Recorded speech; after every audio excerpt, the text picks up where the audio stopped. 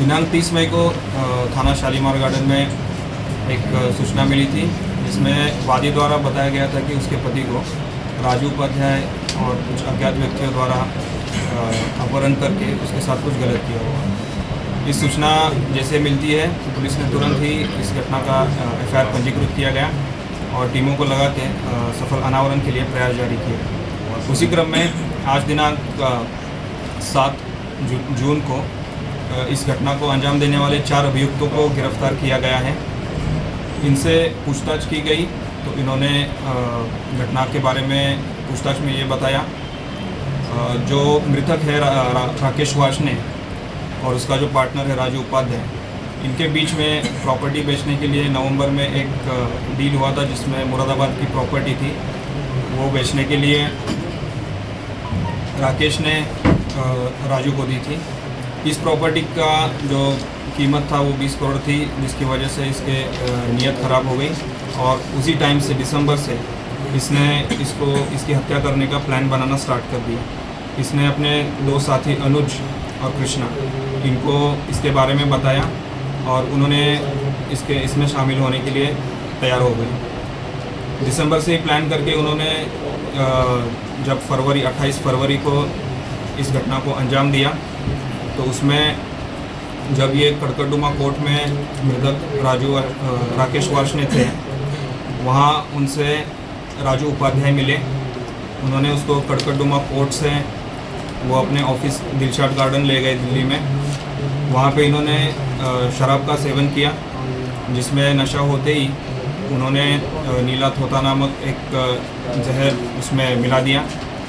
जैसे ही मृतक राकेश वार्ष्णे बेहोश हो जाते हैं, वहाँ पे जो उसके दूसरे साथी थे हरीश शर्मा, इन्होंने उसको 6 एनेस्थीसिया के इंजेक्शन दिए और जैसे उनको इन चारों को यकीन हो गया कि अब ये पूरे बेहोश हो गए, अनकॉन्शियस हो गए, हिल नहीं सकते, तो उन्होंने वहाँ से उसी के गाड़ी में, क्रेटा गाड़ी में मृतक को डाल के उसको दिल्ली से गंगनहर लेके आए और वहाँ पे इसे डंप कर दिया और जो इसकी गाड़ी थी वो वापस जाके शालीमार गार्डन एरिया में रख दी।